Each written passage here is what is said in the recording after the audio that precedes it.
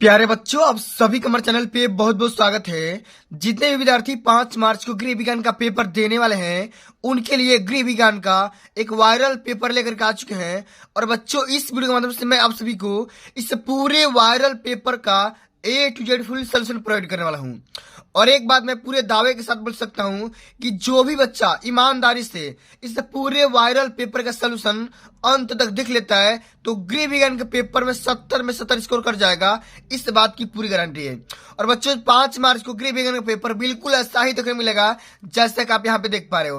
और बच्चों, 5 मार्च को गृह विज्ञान के पेपर में कॉपी कैसे लिखना है, कैसे कॉपी को रिप्रेजेंट करना है, कॉपियां हल करते समय क्या क्या गलती नहीं करना है, और टॉपर बोर्ड के पेपर में कॉपी कैसे लिखते हैं, सब कुछ मैं आप सभी को डिटेल में डिस्कस करने वाला हूं। इसलिए आप सभी संबल रिक्वेस्ट है, इस पूरे वीडियो को शुरू से लेकर के अंत तक जरूर देख लेना। वीडियो को लाइक कर देना, शेयर कर देना, चैनल पे नए होंगे तो सब्सक्राइब कर देना। आइए बच्चों, बिना टाइम वेस्ट किए वीडियो को स्टार्ट करते हैं। और सबसे पहले बच्चों समझ लेते हैं कि जैसे ही 5 मार्च को पेपर मिलेगा, सबसे पहले क्या करेंगे, अपना यहाँ पे रोल नंबर और यहाँ पे अपना नाम लिख देंगे, ठीक ना। इतना करने के बाद बच्चों यहाँ पे देखो, इस पूरे पेपर को हल करने के लिए आपके पास समय रहेंगे 3 घंटे 15 मिनट। 70 नंबर का पूर्णांक रहने वाला है भैया, 70 में 70 स्कोर कराऊंगा पूरी गारंटी के साथ। सबसे पहले यहाँ पे देखो नोट लिखा गया है कि प्रारंभ के 15 मिनट परीक्षार्थियों को प्रश्न पत्र पढ़ने के लिए निर्धारित है। सभी प्रश्न हल करना अनिवार्य है, एक भी क्वेश्चन को छोड़ना नहीं है। और जो आपका खंड अ होगा वो बहुविकल्पी वाला होगा, ठीक ना। आइए सबसे पहले बच्चे क्या करेंगे, सबसे पहले हम यहाँ पे खंड अ के सारे प्रश्नों को हल करते हैं, ठीक ना। उसके बाद खंड ब के भी सारे प्रश्नों को हल करेंगे और समझेंगे कि 5 मार्च को गृह विज्ञान कॉपी कैसे लिखना है, कैसे इंप्रेशन बनाना है। ऐसा बोला जाता है कि first impression is the last impression. जितना कॉपी के इंप्रेशन बना करके रखोगे उतना नंबर करने के चांसेस बहुत कम रहते हैं और पूरा नंबर मिलेगा। टॉपर कैसे बनोगे पूरा मैं तरीका बताऊंगा आज की इस वीडियो के माध्यम से। आइए बच्चों, सबसे पहला हमारा क्वेश्चन ये पूछा गया है कि लोकप्रिय पारिवारिक बजट का सिद्धांत प्रस्तुत किया। मार्क्स ने, एंजिल ने, टॉलस्टॉय ने या माइकल एंजिल ने। तो बच्चों, लोकप्रिय पारिवारिक बजट का सिद्धांत किसके द्वारा दिया गया था, ये दिया गया था एंजिल के द्वारा, एंजिल ने दिया था। ऑप्शन नंबर यहाँ पे सेकंड बिल्कुल राइट आंसर होगा। आगे समझते हैं कि बचत सुरक्षित रखने का प्रमुख साधन क्या होता है। बॉक्स में रखना, बैंक में जमा करना, पड़ोसियों के घर रखना या इनमें से कोई नहीं। तो बच्चों, हम सेविंग कहाँ पे रखते हैं, हम बैंकों में रखते हैं। ऑप्शन नंबर यहाँ पे सेकंड इसका भी राइट आंसर होगा, ठीक ना। अब चलिए आगे समझ लेते हैं। अगला हमारा क्वेश्चन ये पूछा गया है कि राष्ट्रीय बचत पत्र किसकी योजना है, बैंक की, जीवन बीमा निगम की, डाक खाने की या उपयुक्त में से कोई नहीं। तो बच्चों, राष्ट्रीय बचत पत्र किसकी योजना है, यह है डाक खाने की। किसकी है, डाक खाने की। ऑप्शन नंबर यहाँ पे थर्ड बिल्कुल राइट आंसर हो जाएगा। जितना क्वेश्चन बता रहा हूं ना, सारे के सारे क्वेश्चन एकदम वेरी वेरी मोस्ट इंपोर्टेंट है और 5 मार्च के पेपर में सीधा सीधा छपने वाले हैं। इसलिए पूरा वीडियो के एंड तक देखना, ठीक ना। 2 किलोग्राम चीनी का दाम 90 रुपया है, तो 5 किलोग्राम चीनी का दाम कितना होगा। तो भैया आप 1 केजी चीनी का मूल्य निकाल लीजिए, 45 रुपया आ जाएगा। और 45 में 5 से गुणा कर लेंगे, 225 रुपया निकल करके आ जाएगा। यानी कि पहला ऑप्शन सत्य हो जाएगा। आगे समझ लेते हैं, 1 लीटर पेट्रोल का दाम 70 रुपया 75 पैसा है, तो 15 लीटर पेट्रोल का दाम कितना होगा बताना है।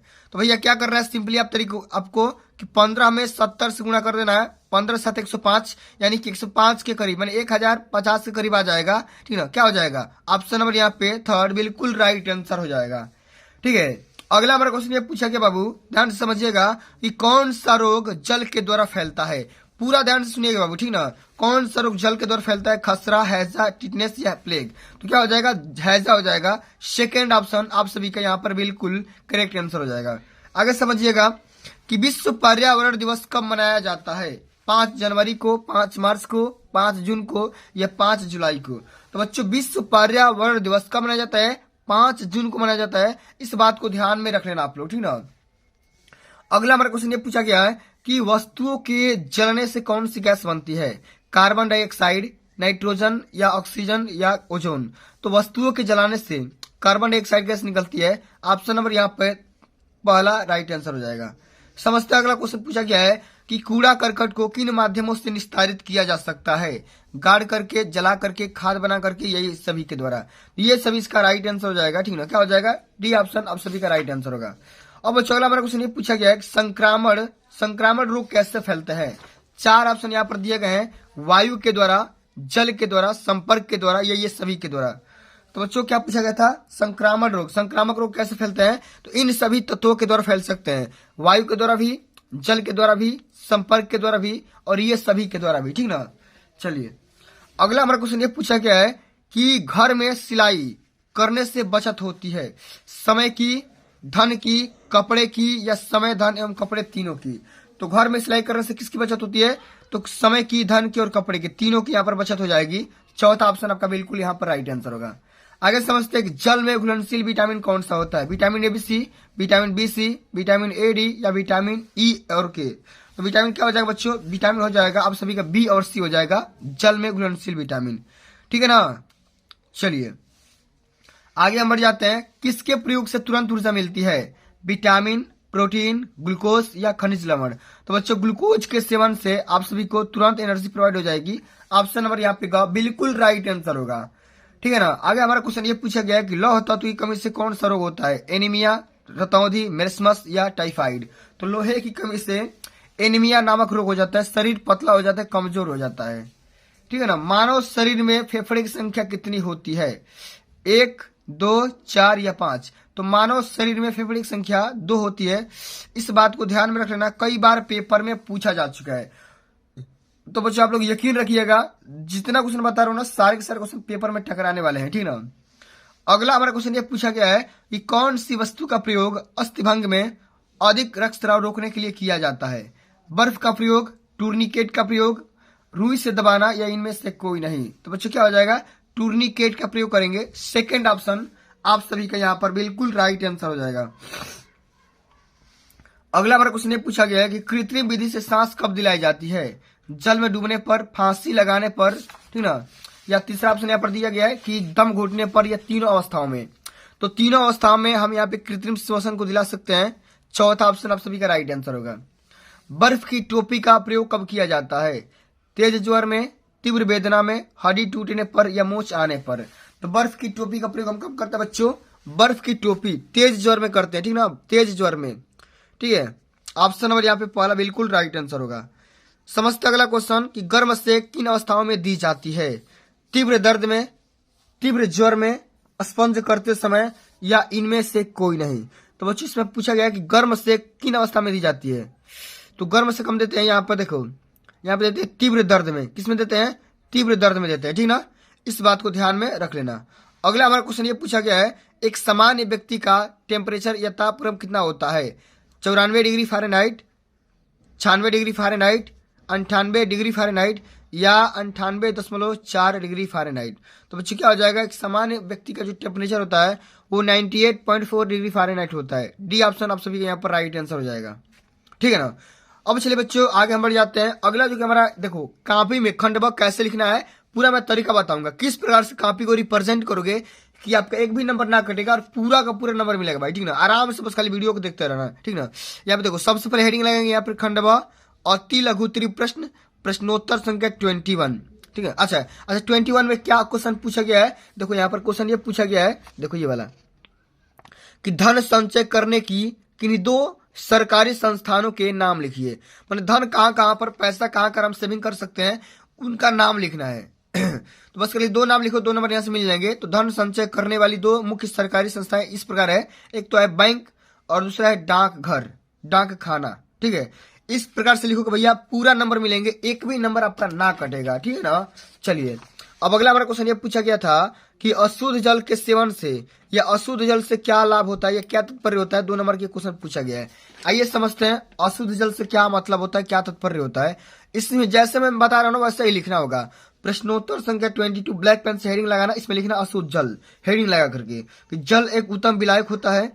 इस अपने इसी गुण के कारण जल शीघ्र ही विभिन्न लवणों एवं अशुद्धियों को अपने में घोल लेता है, ठीक ना, तथा अशुद्ध हो जाता है। आगे लिखेंगे कि अशुद्ध जल अर्ध पारदर्शक, दुर्गंध युक्त, मटमैला तथा खारा अथवा किसी अन्य स्वाद वाला होता है। इसमें नाइट्रोजन तथा कुछ अन्य पदार्थ मिले होने के कारण चमक नहीं होता है। अशुद्ध जल में विभिन्न प्रकार के दूषित पदार्थ भी मिले रहते हैं। तो बच्चों इसी प्रकार से आप सबको लिखना होगा, रिप्रेजेंट करना होगा। अब चलो अगला हमारा क्वेश्चन ये पूछा गया था कि देखो कपड़ा काटने से पहले नाप लेना क्यों जरूरी है, क्यों आवश्यक है? 2 नंबर का क्वेश्चन है। कैसे हल करेंगे जरा ध्यान दीजिएगा। इसमें लिखेंगे कपड़ा काटने से पहले उसे अनिवार्य रूप से नाप लेना आवश्यक होता है। क्यों? क्योंकि इससे कपड़े की वास्तविक स्थिति ज्ञात हो जाती है। यदि कपड़ा कम हो तो उसे न काटे, यदि अधिक हो तो फालतू कपड़ा बचा ले। इस प्रकार से हम कपड़ा क्या करेंगे भैया, काटने से पहले उसका नाप लेना अति आवश्यक होता है। आगे समझ में ना? चलिए आगे बात करते हैं।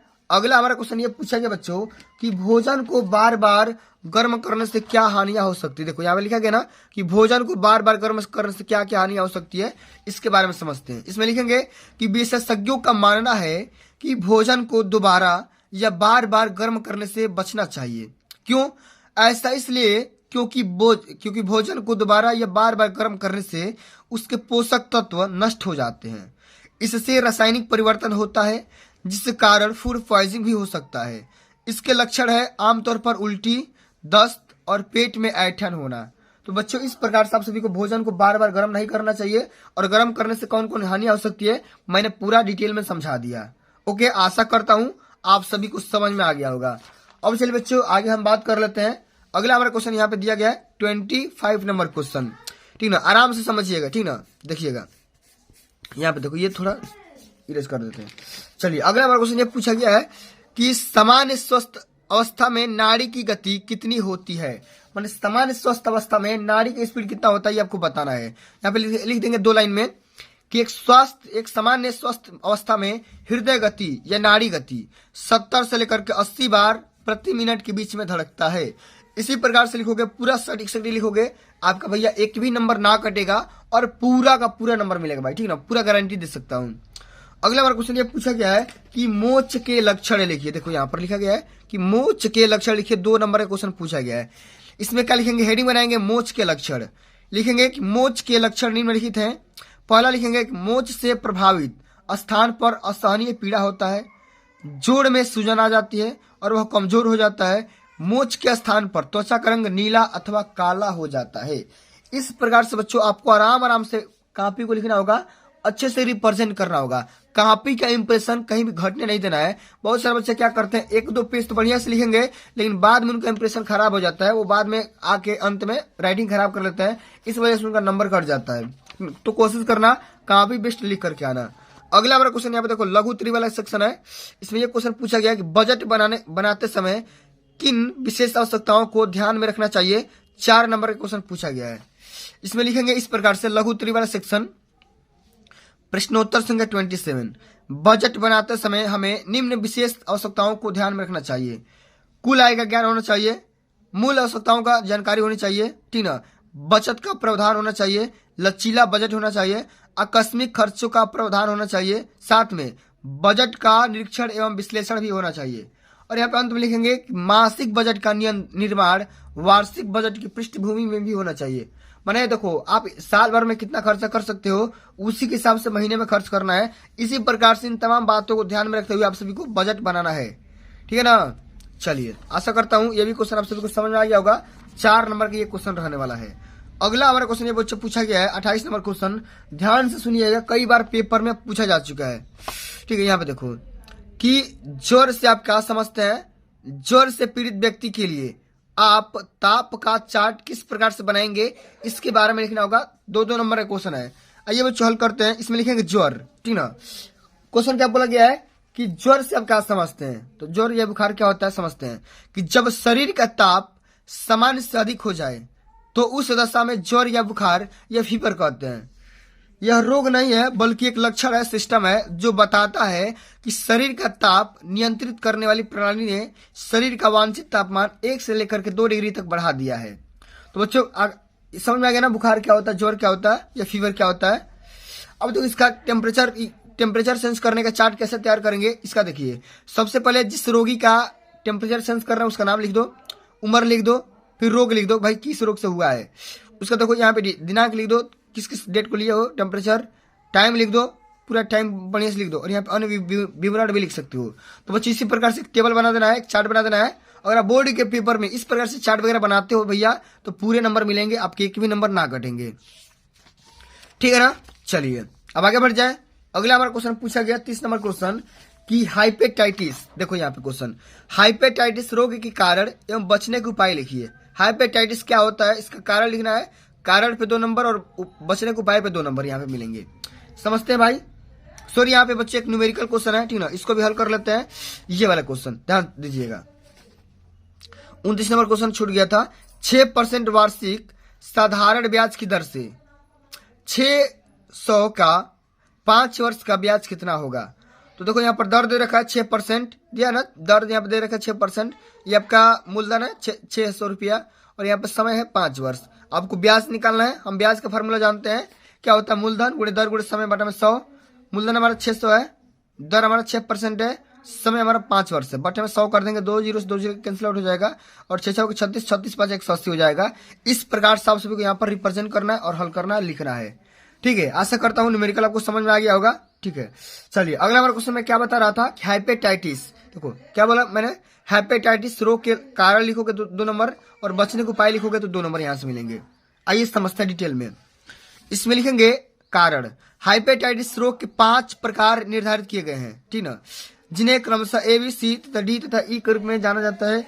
इसमें से ए तथा ई वर्ग के रोग प्रदूषित खाद्य अथवा पेय पदार्थों के सेवन से होता है। इनसे भिन्न बी तथा सी वर्ग के रोग का संक्रमण रक्त के माध्यम से होता है। तो बच्चों इसी प्रकार से आप सबको लिखना होगा। और यहाँ पे आगे लिखेंगे बचने के उपाय। इसमें क्या लिखेंगे, हेपेटाइटिस ए तथा बी से बचाव के लिए टीके उपलब्ध हैं, अतः निर्धारित रूप से टीका लगवाना चाहिए। पानी की स्वच्छता ध्यान में रखना चाहिए, उबाल करके पीना चाहिए, ठीक ना। सभी खाद्य पदार्थों तथा पेय पदार्थों की स्वच्छता का अधिक से अधिक ध्यान रखना चाहिए। तो बच्चों इस प्रकार से इसका कारण भी हो गया और इसका निवारण भी हो गया, यानी कि उपाय भी हो गया। तो दोनों तरीके से आपको यहाँ पे लिखना होगा, तभी जाकर के पूरे नंबर मिलेंगे, ठीक है ना। अब देखो अगला हमारा क्वेश्चन पूछा गया 31 नंबर क्वेश्चन, कपड़ा सिलने से पूर्व, देखो यहाँ पे लिखा गया ना, कपड़ा सिलने से पूर्व किन बातों का ध्यान में रखना चाहिए। आइए समझते हैं। 4 नंबर का क्वेश्चन पूछा गया, ध्यान से समझिएगा आप लोग। इसमें लिखेंगे कपड़ा सिलने से पूर्व निम्नलिखित बातों को ध्यान में रखना चाहिए। सबसे पहली बात क्या है कि सिलने से पूर्व कपड़ा को 3 या 4 घंटे पहले पानी में भिगो करके निचोड़ लेना चाहिए। प्रेस करके वस्त्र की सिलाई करना चाहिए। वस्त्रों की डिजाइन, लंबाई तथा ढीलापन फैशन के अनुरूप ही रखना चाहिए, ठीक ना। और देखो यहाँ पे लिखा गया है कि वस्त्र की ठीक नाप लेकर के कटिंग की जाए ताकि उचित फिटिंग का वस्त्र तैयार किया जा सके, ठीक ना। और अंत में क्या लिखेंगे, कपड़े के आड़े खड़े होकर के रुख का ध्यान रख करके कटिंग करना चाहिए, मतलब किस दिशा में हम काट रहे हैं इसका बिल्कुल भी आप सभी को ध्यान में रखना चाहिए, ठीक है। अब अच्छा हम यहाँ पर आगे बात करेंगे। अगला जो हमारा क्वेश्चन यहाँ पे पूछा गया है जो कि दीर्घ उत्तरी वाला सेक्शन है, ठीक ना। और ये जो क्वेश्चन आता है ना बोर्ड के पेपर में 6 नंबर का आता है, पूरा ध्यान से समझिएगा। पूरा मैं एक ही क्वेश्चन बताऊंगा, पूरा समझ में भी आएगा। और जो बच्चे यहाँ तक वीडियो को देख रहे हैं ना, एक बार वीडियो को प्यार से लाइक कर देंगे और वीडियो को शेयर भी कर देंगे। अगला हमारा क्वेश्चन ये पूछा गया था, ध्यान समझिएगा, दीर्घ उत्तरी वाला क्वेश्चन है कि देखो पारिवारिक बजट से आप क्या समझते हैं या अभिप्राय क्या है। एक उत्तम बजट की किन्हीं 4 विशेषताओं के बारे में लिखिए।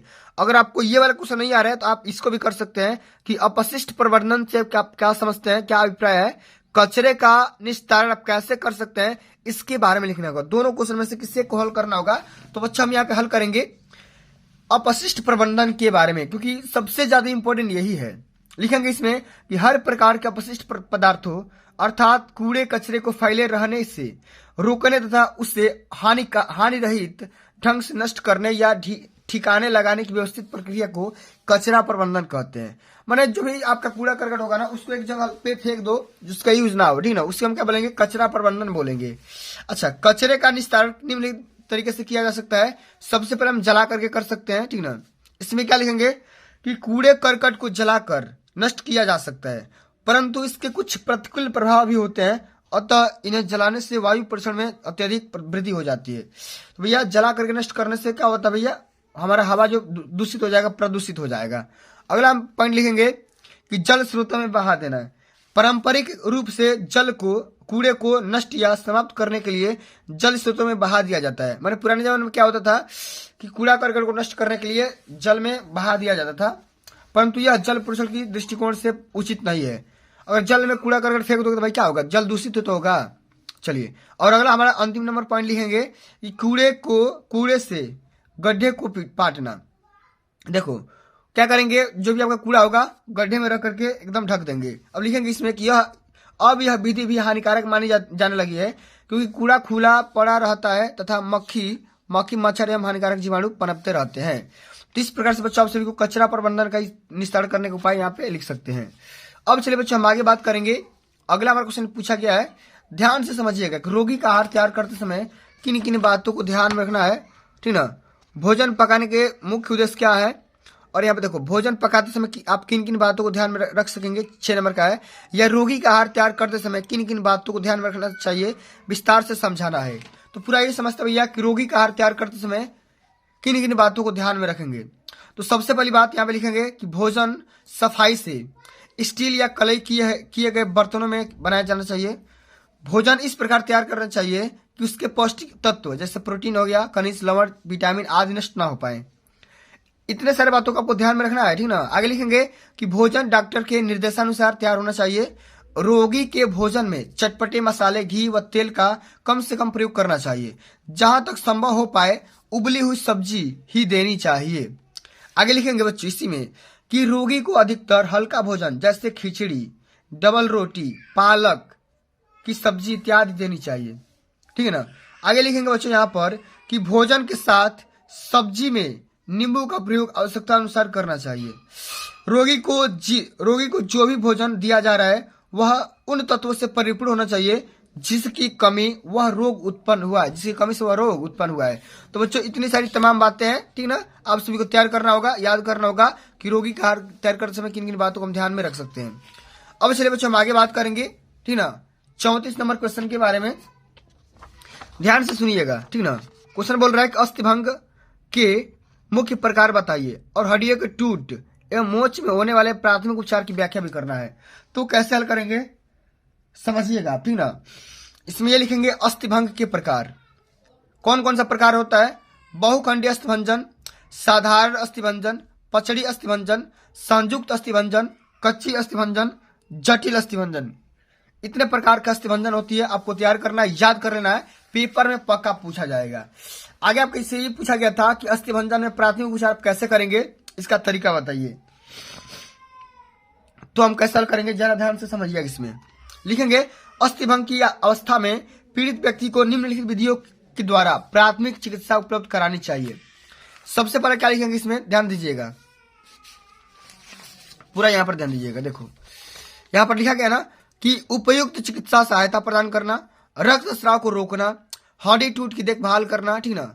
आगे लिखेंगे कि घायल अंग की देखभाल करना, झोल का प्रयोग, घायल का स्थानांतरण इत्यादि। इतने प्रकार के आप सभी को उपचार करना होगा प्राथमिक उपचार में, ठीक ना। अब आगे लिख देंगे इसका मोच में प्राथमिक उपचार कैसे करेंगे। और ये तो हो गया अस्थिभंग में, और ये हो गया मोच में। कैसे करेंगे ध्यान से सुनिएगा।